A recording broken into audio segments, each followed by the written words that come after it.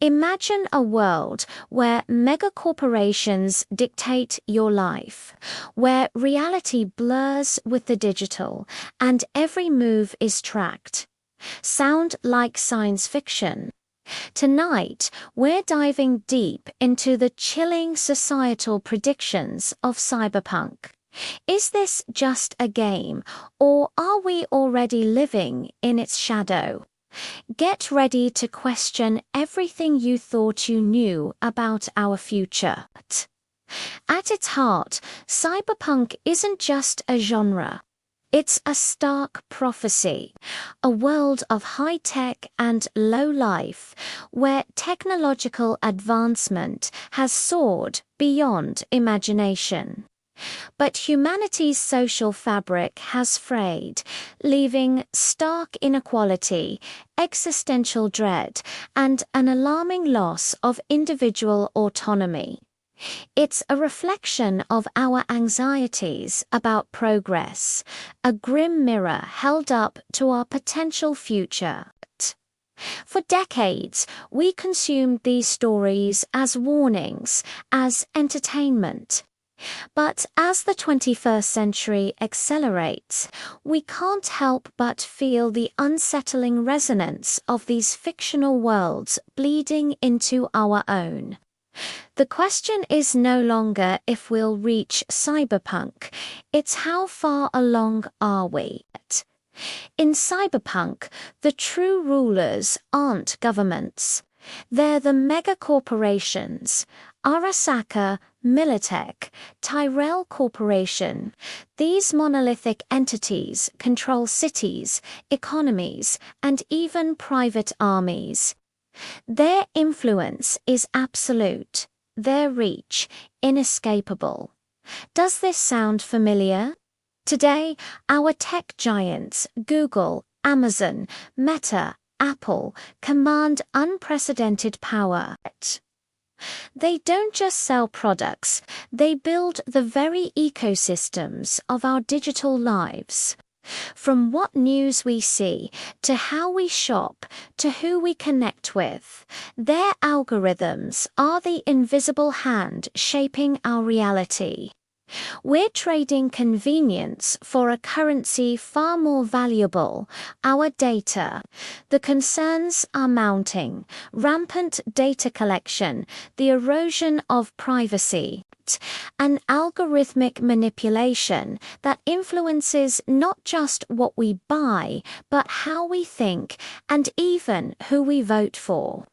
We've seen corporate overreach manifest in our increasing reliance on proprietary ecosystems, making it harder to leave a platform. And the gig economy, while offering flexibility, has created a new class of precarious workers whose livelihoods are dictated by an app's algorithm, echoing cyberpunk's exploitation of the working class. Cyberpunk's characters often push the boundaries of humanity through augmentation, replacing flesh with chrome, enhancing their senses, or even uploading consciousness.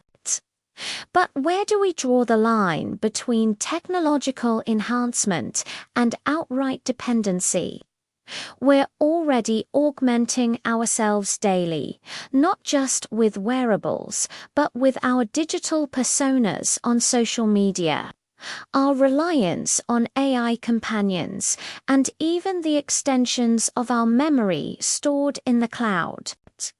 This evolving relationship with machines blurs the very definition of what it means to be human.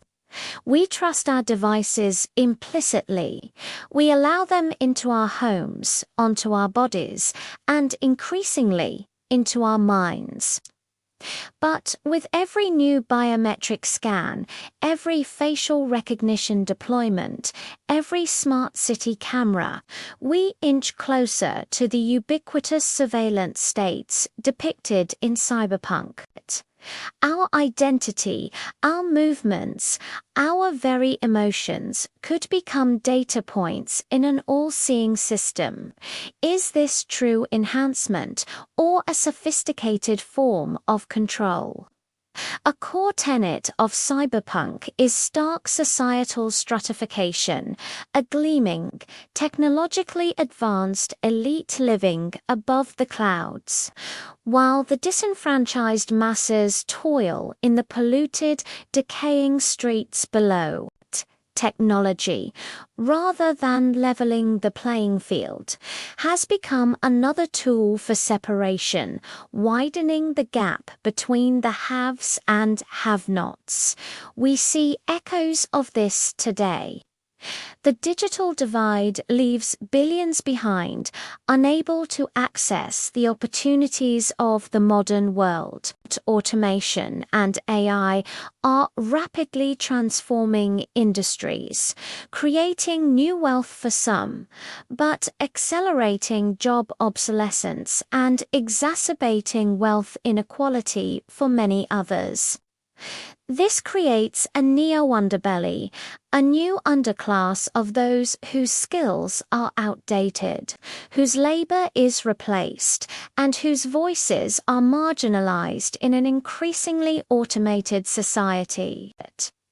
The dream of technology for all threatens to become a nightmare where only the digitally affluent truly thrive, while others are left to navigate a world that has simply moved beyond them. The vision of cyberpunk is grim, but it's not our destiny. These stories serve as powerful warnings, not inevitabilities. We still have the power to write our own future, to steer away from the digital dystopia. Reclaiming our future starts with awareness.